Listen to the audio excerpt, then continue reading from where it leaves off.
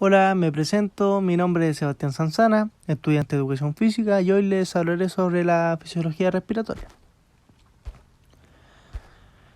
La respiración cumple una función muy importante que es absorber oxígeno disuelto en el aire o agua y expulsar dióxido de carbono para mantener las funciones vitales del organismo, o sea, proveer oxígeno a los tejidos. Ahora con esta imagen les explicaré el proceso respiratorio.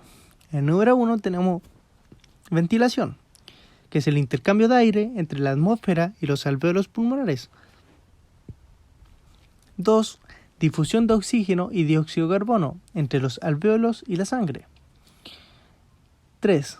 Es el transporte de oxígeno y dióxido de carbono entre los pulmones y los tejidos a través de la sangre y los líquidos corporales. 4. Es la regulación de la ventilación. La ventilación. ¿Cómo llega el aire a los alvéolos? Este es un proceso dinámico y cíclico de inspiración y expiración por el cual se produce el recambio entre el aire alveolar y el medio ambiente. Factores que intervienen en la mecánica ventilatoria. Ahora solamente los vamos a nombrar, ya que después lo vamos a ver cada uno en profundidad. Primero tenemos los músculos respiratorios, la elasticidad del tórax y los pulmones, las presiones intraalveolar, intrapleural y transpulmonar, y la tensión superficial y agente tensioactivo o surfactante. Bueno, ahora vamos a ver los músculos respiratorios. Los músculos respiratorios se agrupan en inspiratorios y expiratorios. Los inspiratorios son el diafragma, el cual se ocupa de la inspiración normal en reposo, por lo que es el principal músculo inspiratorio. También están los intercostales externos, los escalenos, los esternocleidomastoideos, entre otros. Los músculos expiratorios son los abdominales, especialmente los rectos anteriores, que son los principales músculos expiratorios. Luego están los intercostales internos y los serratos anteriores. De los principales músculos de la inspiración y expiración deben precisar los movimientos que producen en el esqueleto torácico, así como las modificaciones de los diámetros de la cavidad torácica.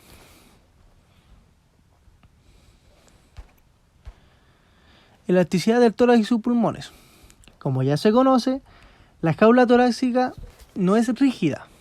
Sus articulaciones le permiten flexibilidad al esqueleto torácico.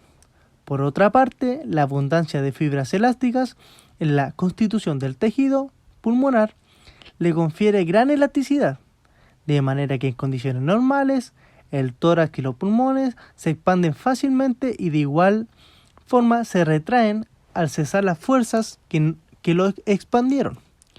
Los movimientos ventilatorios producen cambios en las presiones tanto a nivel de los alvéolos como en la cavidad pleural.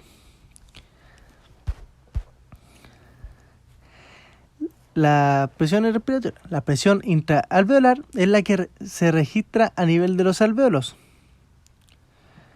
En reposo ventilatorio y con la glotis abierta, la presión intraalveolar es igual a la presión atmosférica, o sea, tiene un valor relativo de 0 milímetros de mercurio. Esta diferencia de presión hace que el aire entre a los pulmones.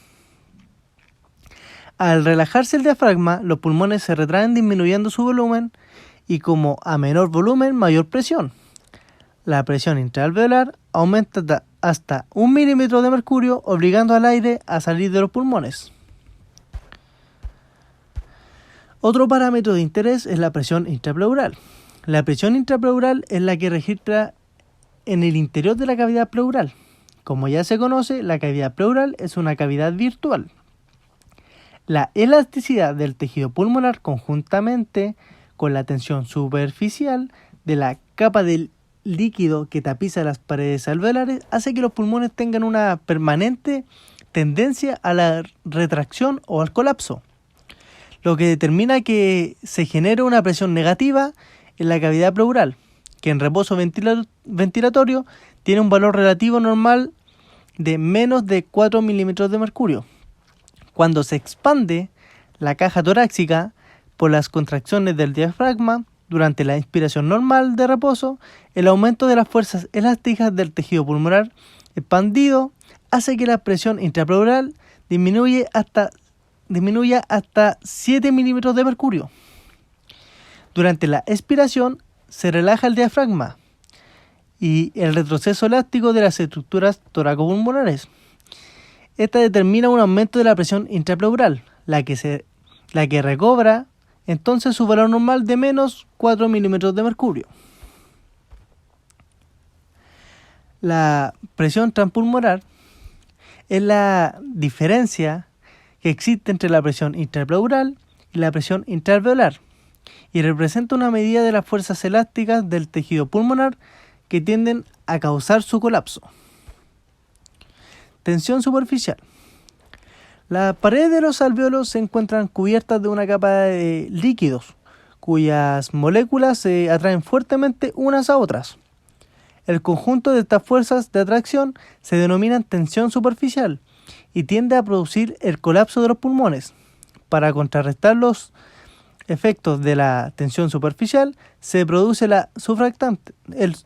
el surfractante, el cual disminuye notablemente la tensión superficial de los líquidos alveolares. La tensión superficial, conjuntamente con la elasticidad del tejido pulmonar, tienden a producir el colapso de los pulmones y por tanto se relacionan directamente con la distensibilidad pulmonar. La distensibilidad pulmonar es la capacidad de los pulmones para distenderse, o distensibilidad pulmonar es el grado de aumento de volumen de los pulmones por unidad de incremento de la presión transpulmonar y tienen un valor promedio normal de 200 milímetros por centímetro de agua.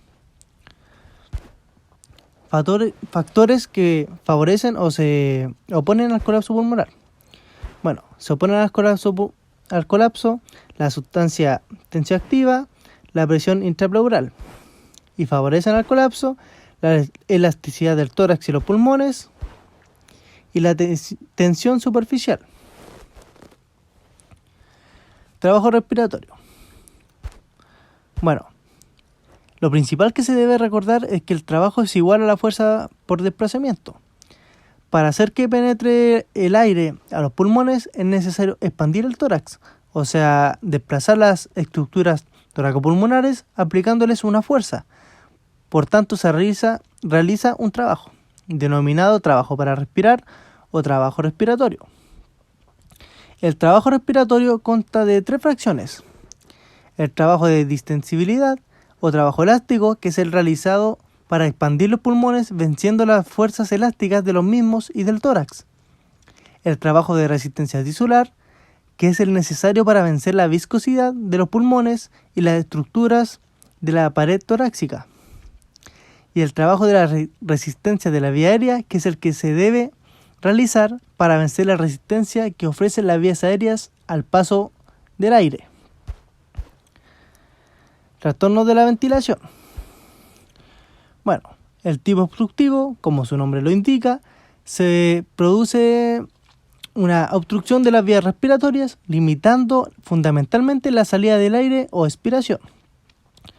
Un ejemplo típico es el asma bronquial, en la que se produce broncoconstricción, disminuyendo el diámetro de los bronquios por espasmo del músculo liso de sus paredes. Y aumenta notablemente el trabajo de resistencia de la vía aérea. En este tipo de trastorno ventilatorio disminuye el volumen expiratorio forzado en el primer segundo, mientras que la capacidad vital forzada suele ser normal.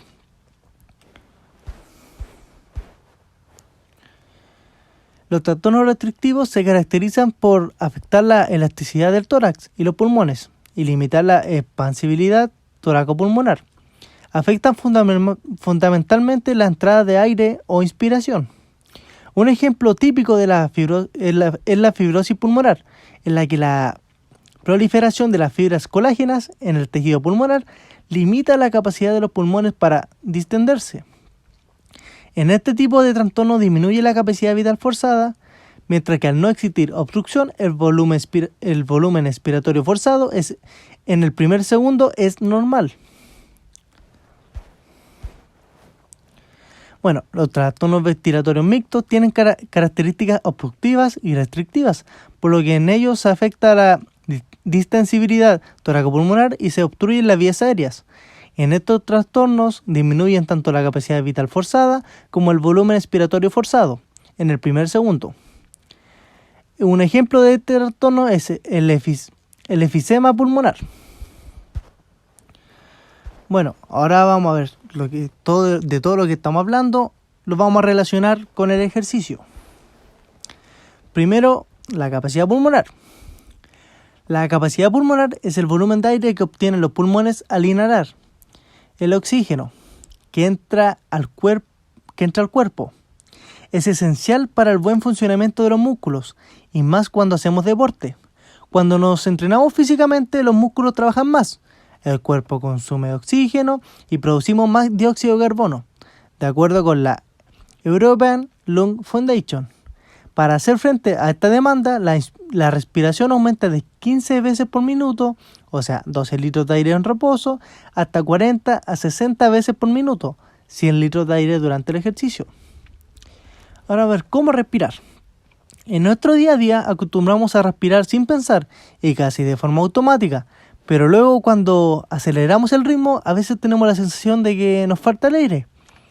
Durante un esfuerzo elevado, una persona entrenada puede aumentar su consumo hasta 30 veces, pero si podemos controlar y entrenar la respiración, dirigiremos más volumen de oxígeno y más eficientemente hacia nuestros músculos.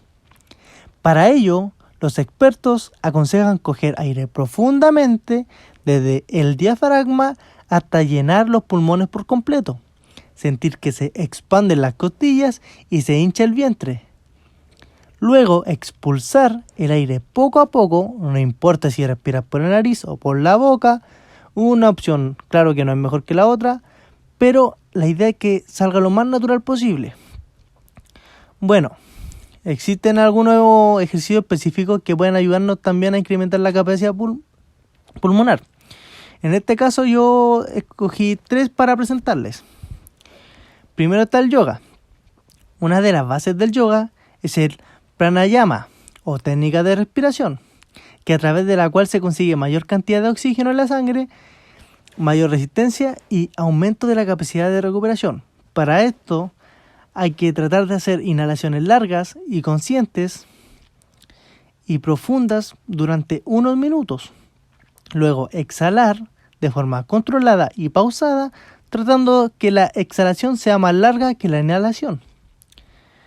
Luego tenemos la técnica de los intervalos. Este método está indicado para corredores que llevan un tiempo practicando running y se sienten como estancados. La idea de esto es correr durante 10 minutos a un ritmo intenso y constante. Luego bajar la intensidad para recuperarse hasta que las pulsaciones se sitúen en 120 pulsaciones por minuto. Luego reiniciar otra vez esto hasta completar 3 series. Y por último y por tercer ejercicio tenemos un ejercicio sencillo que se puede hacer a cualquier hora y que resulta altamente efectivo para lograr una mejora en la capacidad pulmonar. De esto se trata en inflar un globo haciendo respiraciones completas y profundas.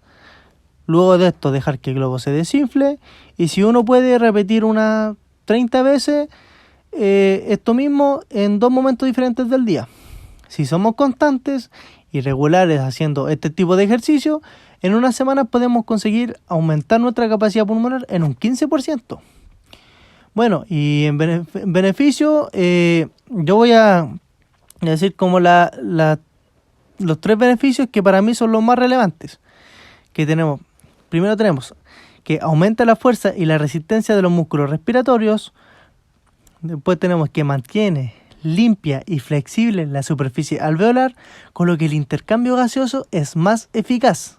Y por último, que mantiene más tiempo el aire inspirado a los pulmones, con lo que se aprovecha mejor todo el oxígeno. Y bueno, esta ha sido mi presentación. Espero que les haya gustado y que les sirva